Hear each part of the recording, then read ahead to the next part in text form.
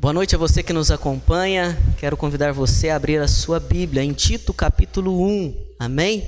Tito capítulo 1. O tema desta mensagem: Cristo é o meu alvo. Tito capítulo 1, dos versos 1 a 4. Nós vamos ler essa carta gigante, meus irmãos. Hoje nós começamos aí no capítulo 1, do 1 ao verso 4. Amém? Eu queria pedir, Regiane, você pode, por favor, minha irmã, acender essa luz aqui para mim? O pastor só está neste corpo de novo, mas o zóio aqui ficou... Aí, muito obrigada. E eu consigo ver melhor aqui a palavra do Senhor. Tito, capítulo 1, dos versos 1 a 4, que diz assim: Paulo, servo de Deus e apóstolo de Jesus Cristo, para conduzir os eleitos de Deus à fé e ao pleno conhecimento da verdade que leva à piedade, na esperança da vida eterna, a qual Deus, que não pode mentir, prometeu antes dos tempos eternos, e no tempo próprio manifestou a sua palavra, mediante a pregação que me foi confiada, segundo a ordem de Deus, nosso Salvador. A Tito, meu filho na fé, que nos é comum, graça e paz da parte de Deus Pai e de Cristo Jesus, nosso Salvador. Amém, meus irmãos? O tema dessa mensagem: Cristo é o meu alvo. Irmãos, eu quero hoje compartilhar com vocês algo que você precisa ter em mente, coração e prática. O que é, pastor? Cristo sendo o seu alvo. Nós, seres humanos, somos muito complicados. E às vezes nós complicamos as coisas para nós e as coisas de Deus. E olhando para este texto, meus irmãos, nós precisamos entender um pouco do contexto do que está acontecendo aqui. Por quê, meus irmãos? Este pessoal aqui da ilha de Creta, os cretenses, também era um povo muito complicado, muito complexo, que dava trabalho, que enchia o saco, que era preguiçoso, que queria saber só de comer. Aonde, pastor, que você achou essas informações? Já eu explico para vocês.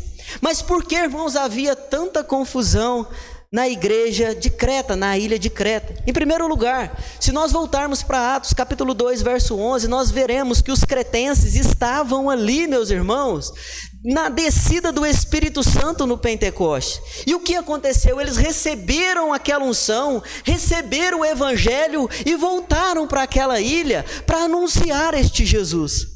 Só que chegando lá, meus irmãos, eles encontraram com os filósofos, eles encontraram homens com as suas teorias, eles encontraram homens que não acreditavam nas experiências deles. E lembrando, meus irmãos, como eu acabei de dizer, estes homens, os cretenses aqui, eles não eram pessoas fáceis de lidar, não. Pastor, aonde você vê que eles não eram fáceis de lidar? Capítulo 1, verso 12.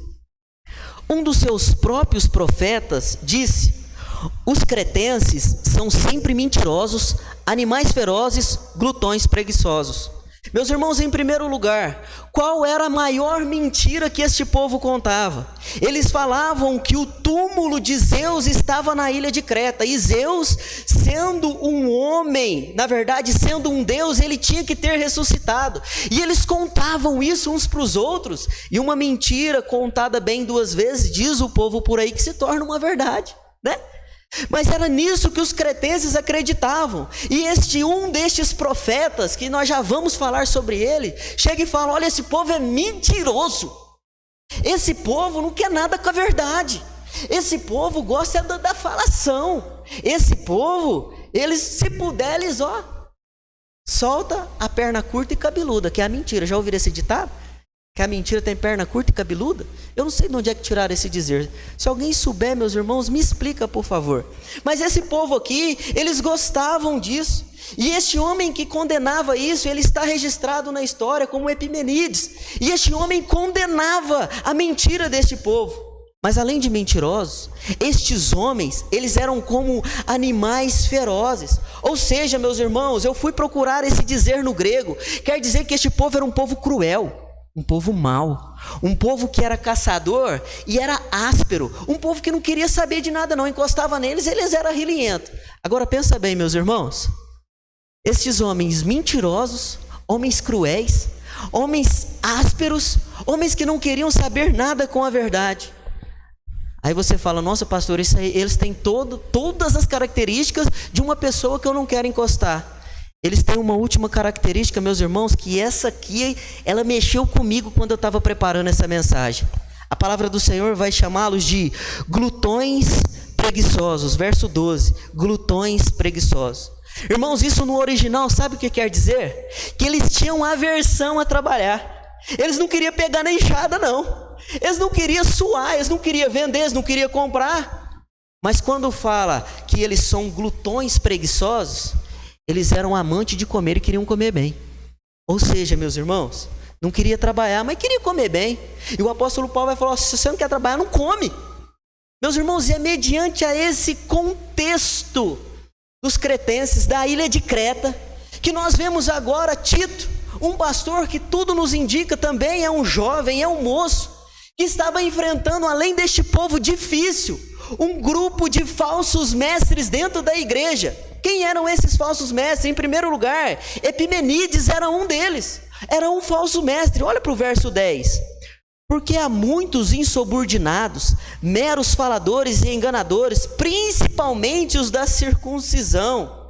Vai para o verso 14. Não dando ouvido às fábulas judaicas, nem aos mandamentos dos homens que desviam da verdade. Ou seja, este jovem Tito, meus irmãos, além de estar lidando com um povo difícil já de natureza, com um povo chato, ruim, agora ele está tendo que lidar com os falsos mestres, com as falsas doutrinas, com falsos ensinamentos de homens que misturavam a lei com a graça, homens que queriam perverter tudo isso e falar, não, nós todos somos salvos. E agora Tito tem que combater essas coisas. Havia confusões, havia brigas, havia problemas. E o que era para ser simples, meus irmãos, agora está se tornando um problema. Porque o evangelho da graça, meus irmãos, não há dificuldade. Deus amou o mundo de tal maneira para todo aquele que nele crê não pereça, mas tenha a vida eterna. Quando o Espírito Santo desce ali em Atos capítulo 2, verso 11, que fala que os cretenses estavam no meio, eram para eles irem anunciar, mas agora chega na ilha de Creta e esses homens estão dando trabalho. E Paulo agora escrevendo a este homem, a este jovem Tito, ele vai dizer, olha Tito, você precisa ter algumas coisas para você seguir bem na sua caminhada cristã. Você não pode dificultar as coisas, você não pode transformar as coisas fáceis em coisas difíceis. E aqui eu já quero chamar a sua atenção, porque Paulo vai mostrar para ele neste texto que ele não pode estar oscilando. Ele tem que ter um alvo como Cristo. E esse é o tema da nossa mensagem. Ei Tito, leve a este povo a entender que eles não podem oscilar entre a lei e a graça. Eles não podem trazer as coisas do mundo para dentro da igreja. Eles não podem trazer as suas mazelas junto com eles. Eles são nova criatura. Quando nós entramos no capítulo 2, há várias exortações. E John Stott, escrevendo em seu livro, vai dizer, quer compreender sobre a igreja? Leia Tito. Quer compreender sobre a família? Leia Tito. Quer saber sobre a faixa etária, como lidar com a vida? Leia Tito. Nós não podemos complicar as coisas, não podemos oscilar. E às vezes nós trazendo para o nosso dia, a gente fala, pastor, mas está tão difícil. O coronavírus tirou as nossas pequenas alegrias, um sorriso, um abraço, um aperto de mão. Mas meus irmãos, mesmo em grandes turbulências, nós não podemos oscilar. Nós temos que manter o nosso alvo, que é Jesus Cristo. Não podemos olhar para a esquerda nem para a direita. Pastor, mas a minha esposa não quer. Eu quero que ela ore comigo, que ela busque comigo, mas ela não quer. Você precisa se manter no alvo. Mas o meu marido não quer, o meu filho não quer, o sogro não quer, a sogra não quer. Se mantenha no alvo, que é Jesus. Paulo está escrevendo a Tito para ele exortar este povo dessa forma. E ele deixa aqui, meus irmãos, 4 princípios que nós devemos meditar. Em primeiro lugar, se Cristo é o meu alvo, porque nele tenho a esperança da vida eterna. Tire os olhos das coisas dessa terra. Pastor, eu quero ficar rico. Bacana, estuda, trabalha. Mas o seu alvo tem que ser na vida eterna, meus irmãos. O seu alvo não tem que ser aqui não, tem que ser na vida eterna. Olha para o capítulo 1, verso 2. Na esperança da vida eterna. E esperança traz alegria. Esperança é combustível. Esperança é ânimo. Esperança, meus irmãos, nos faz mover todos os dias. Mas em que é a nossa esperança? Paulo está escrevendo a Tito dizendo: a nossa esperança na vida eterna. E para ter a vida eterna, meus irmãos, só há um jeito: através de Jesus Cristo, que é o caminho, a verdade e a vida. E ninguém vai ao Pai senão por Ele. A esperança é em Jesus, que um dia nós encontraremos com esse Deus. A esperança, meus irmãos, não pode morrer. A esperança não pode falhar. O nosso Jesus não se deu por vencido quando Ele viu aquela cruz esperando por Ele. Ele não deixou que a esperança morresse. Ele viu através da sua onisciência, onipotência e onipresença quem creria nele. É isso que o Evangelho de João vai dizer: Pai, a todos aqueles que creem. E Ele se entrega ali por mim e por você, para que hoje nós tenhamos esperança. Cristo tem que ser o seu alvo, na esperança da vida eterna. E sabe o que acontece, meus irmãos? É que tem muita pessoa dentro da igreja que perdeu a esperança. Muita pessoa que está aqui conosco cultuando, glorificando a Deus, e perdeu a esperança. Perdeu a esperança de servir a Jesus. Perdeu a esperança de ver o parente sendo alcançado pelo poder do Evangelho. Perdeu a esperança de se encontrar com Jesus. Às vezes começa até a desacreditar da palavra de Deus.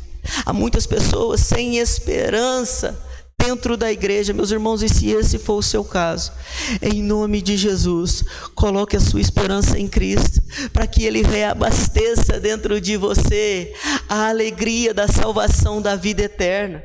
Meus irmãos, nós não somos daqui, estamos aqui de passagem, fomos libertos do poder do pecado, mas convivemos ainda com essa presença horrível, essa matéria corruptível, irmãos, que nos faz chorar.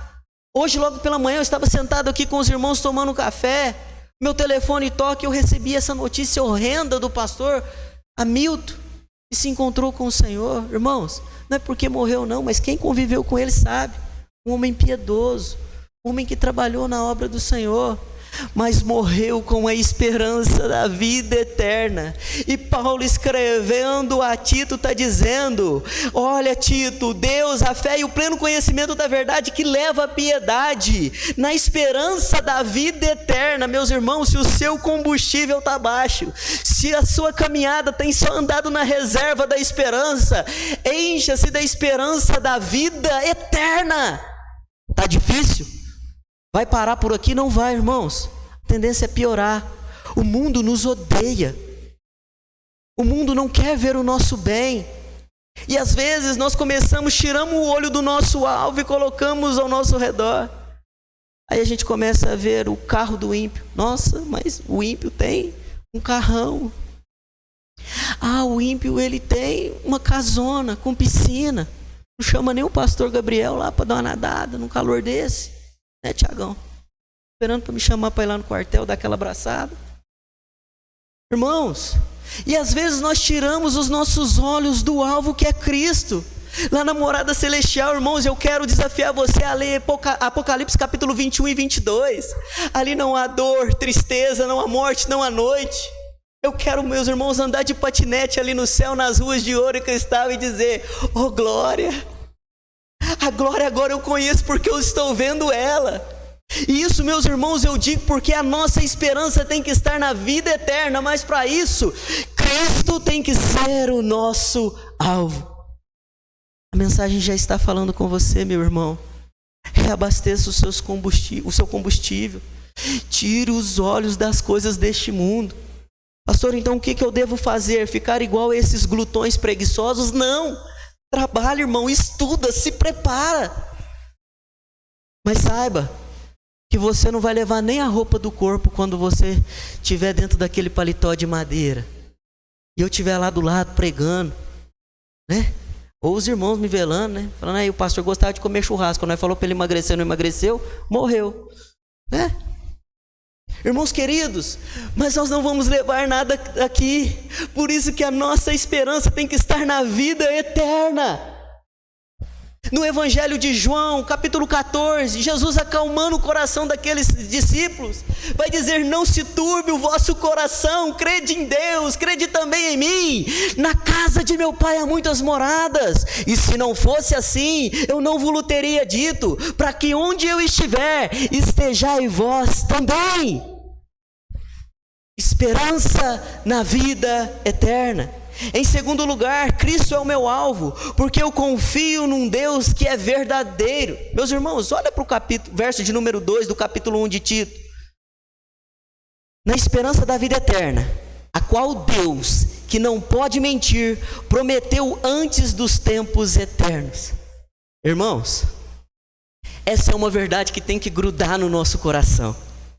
Essa é uma verdade que tem que permear os nossos olhos espirituais. O homem pode mentir.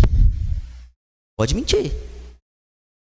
Às vezes você vai escutar aí na rua aí o pastor Gabriel, alto, 1,90 m, olho azul, cabelo loirinho, né? Aí o vento bate, ele faz assim, aquela coisa mais bonita. Você vai falar: é mentira, né, Daniel? É mentira. Porque, irmãos, o homem pode mentir. Nós podemos falhar. Nós podemos, às vezes, por não querer causar aquele mal-estar, a gente solta mentirinha. Mas ao Deus que nós servimos, Ele não mente. Ele é fiel e justo. O nosso Deus, irmãos, é um Deus de confiança. Lá em Números 29, 19 a 20, lemos o seguinte: Deus não é homem para que minta, nem filho do homem para que se arrependa. Porventura, tendo ele prometido, não fará? Ou tendo ele falado, não cumprirá? Eis, para abençoar recebi ordem. Ele abençoou e não posso revogar. Meus irmãos, lá em Efésios capítulo 1, a partir do verso 13, vai dizer que ele já nos abençoou com todas as bênçãos celestiais para o tempo presente e nos deu a vida eterna, meus irmãos, no tempo futuro. Creia nisso, viva isso, pregue isso. Tá difícil? Tá fácil? Não tá fácil não. A gente às vezes tá tudo bem com a gente, aí quando de repente a gente sai na sala de casa, tá lá o problema sentado tomando um cafezinho da Dolce Gusto, dizendo: aceita uma xícara? Eu não te convidei para entrar, problema. Ele falou: não, mas eu estou aqui agora e vou ficar. E aí, o que você vai fazer? Você vai dizer para o problema: ei, problema, eu estou na esperança de um Deus que não pode mentir, que me preparou a vida eterna. Você pode me fazer chorar aqui, você pode me trazer frustração aqui, mas um dia eu estarei com Ele e ali não haverá mais pranto, morte ou dor. Cristo tem que ser o seu alvo. Porque quando Cristo é o seu alvo, todas as outras coisas ficam para trás. A sua fé não é abalada. Não há desânimo que possa lhe parar. Não há tristeza que invada o seu coração e fala para você: não tem mais jeito. Irmãos, entenda algo da parte do Senhor. Cristo precisa ser o seu alvo. Com ou sem coronavírus. Com ou sem câncer. Com a pessoa que nós amamos tanto aqui ou não. Nós precisamos ter Cristo como nosso alvo, meus irmãos, que todas essas coisas ficam para trás. Por quê, pastor? Porque Ele não é homem para que minta. Ele não é filho do homem que se arrependa. Ele não está no nosso âmbito, meus irmãos, para trair, falharmos como nós. Ele é fiel e justo. Se Ele te prometeu, creia. Se Ele te chamou, trabalhe. Desenvolva os seus dons e talentos. Não pare. Em terceiro lugar, Cristo é o meu alvo porque eu fui alcançado mediante a pregação da sua palavra. Olha para o verso de número 3. E no tempo próprio manifestou a sua palavra mediante a pregação que me foi confiada. Meus irmãos, se nós estamos aqui dentro hoje, é porque alguém pregou o evangelho da graça por nós. E nós temos que entender, meus irmãos, que esse evangelho da graça precisa ser pregado, precisa ser anunciado. Como, pastor, eu vou fazer isso? Como? Com seu testemunho, com a sua oração, com a sua ida, com o seu investimento em missionários. Se a pregação te alcançou, meus irmãos, agora ela tem que alcançar outras pessoas. Se a pregação te resgatou, ela tem que resgatar outras pessoas. E escute algo, irmãos, aprove Deus te chamar, aprove Deus te resgatar, aprove Deus olhar para você, e coisa que nós não entendemos, meus irmãos, Ele resgatar do mundo das trevas e nos trazer para a gloriosa luz. E aí, você vai questionar ou você vai desenvolver também os seus dons e talentos e pregar a palavra? Cristo é o seu alvo. Você tem pregado a palavra? Você tem vivido a palavra? A palavra tem falado ao seu coração? Ou você simplesmente tem vivido uma vida à la vontade? Essa mensagem é para te desafiar, meus irmãos.